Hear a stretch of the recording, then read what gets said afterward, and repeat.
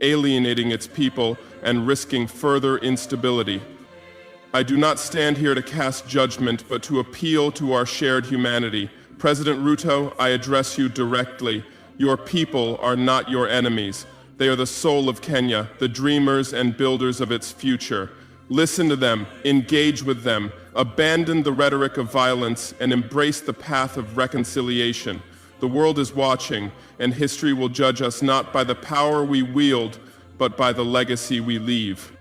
To the Kenyan people, I say this: your courage inspires us all.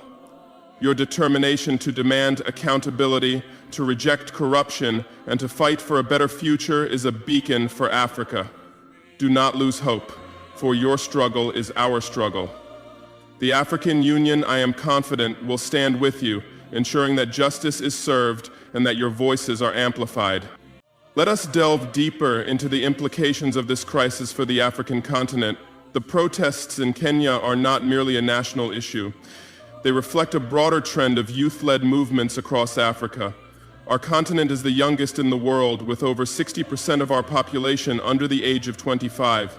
This demographic reality is both our greatest asset and our greatest challenge. Our youth are tech-savvy, globally connected, and acutely aware of the injustices that plague their societies.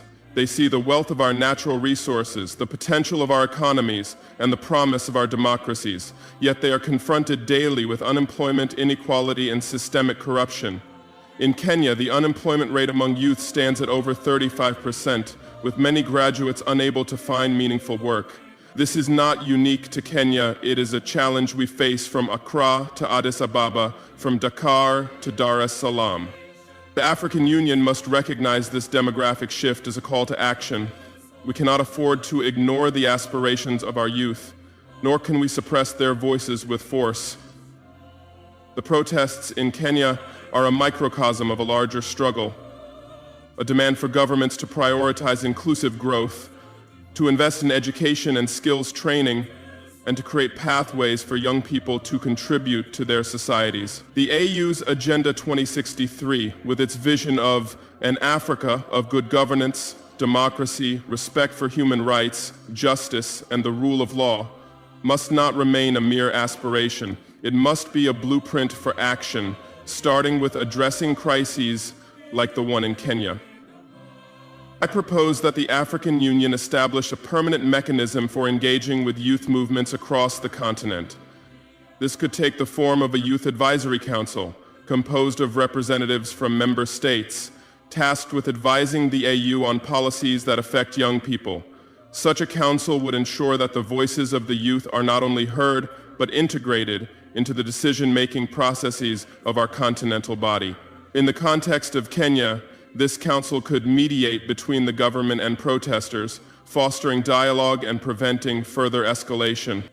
Furthermore, the AU must strengthen its capacity to monitor and respond to human rights violations in real time.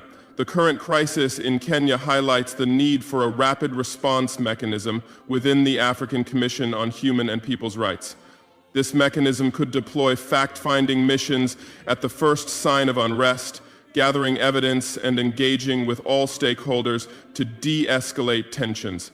Such a proactive approach would not only prevent loss of life, but also signal to our people that the AU is a responsive and relevant institution.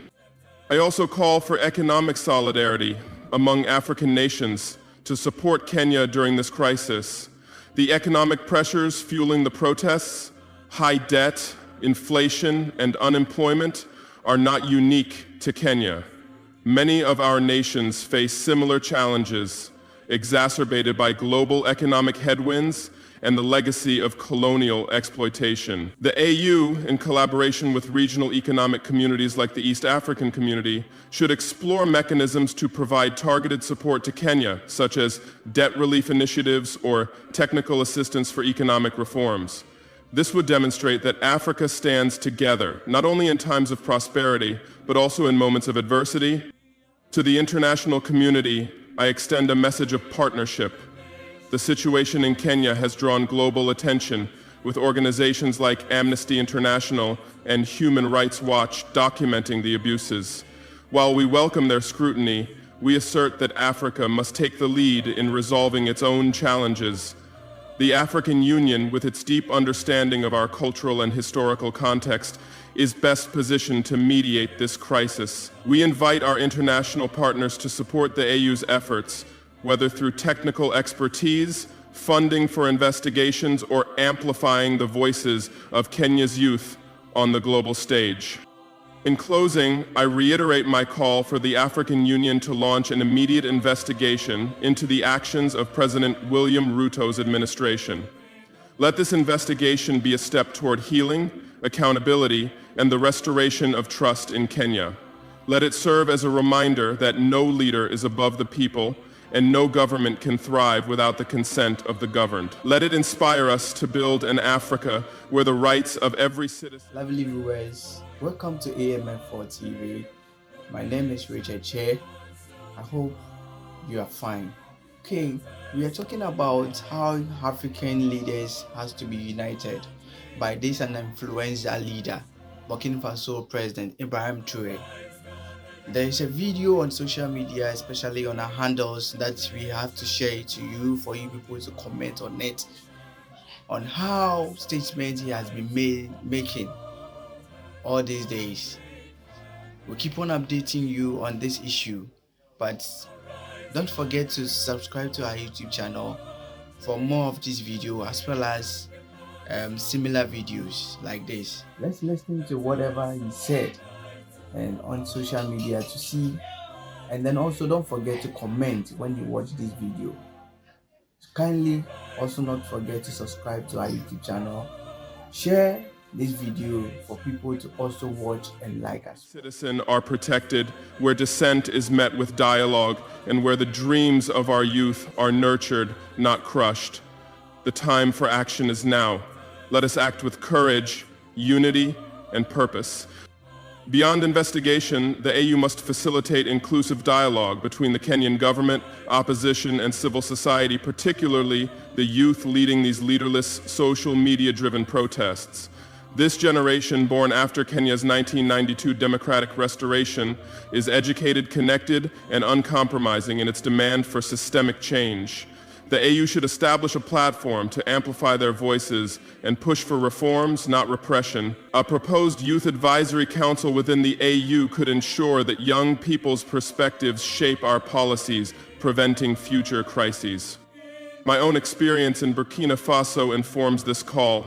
Facing security threats and economic challenges, we chose dialogue over confrontation, implementing policies to empower women and youth. This contrasts with Kenya's current path, where state violence has alienated citizens and risked further instability. I urge President Ruto to listen to his people, abandon violent rhetoric, and embrace reconciliation. Leadership is not about silencing dissent, but engaging with it to build a stronger nation. The Kenyan crisis has broader implications for Africa. From Burkina Faso to Nigeria, youth are rising against corruption and inequality.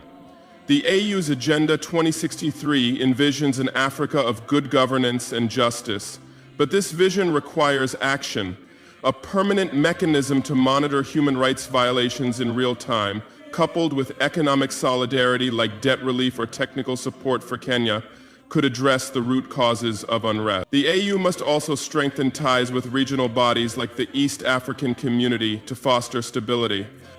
To the international community, I extend a call for partnership. While global organizations have documented Kenya's abuses, Africa must lead in resolving its challenges. The AU's cultural and historical insight positions it uniquely to mediate. International partners can support through expertise, funding, or amplifying Kenyan voices globally, but the AU must take the helm. To the Kenyan people, your courage is a beacon for Africa. Your fight against corruption and for a better future inspires us all. Do not lose hope. Your struggle is ours, and the AU will stand with you. To my fellow leaders, let us heed this warning. Our youth are our future, and suppressing them risks our continent's destiny. We must recommit to justice, equity, and governance that serves all. In conclusion, I call for an AU-LED investigation into President Ruto's actions, a step toward healing and accountability. Let it remind us that no leader is above the people and no government thrives without their consent. Let us build an Africa where rights are protected, dissent is met with dialogue, and youth are empowered. The time for action is now. Let us act with courage, unity, and purpose. May Africa rise. Thank you, and may Africa rise. Lovely viewers, welcome to AMF4 TV. My name is Richard Che. I hope you are fine. Okay, we are talking about how African leaders has to be united by this an influential leader, Burkina Faso President Ibrahim Traoré. There is a video on social media, especially on our handles, that we have to share it to you for you people to comment on it, on how statements he has been making all these days.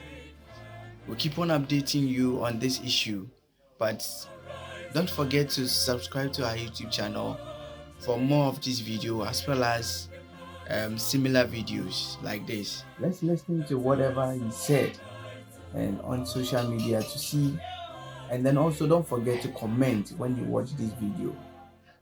Kindly also not forget to subscribe to our YouTube channel, share this video for people to also watch and like.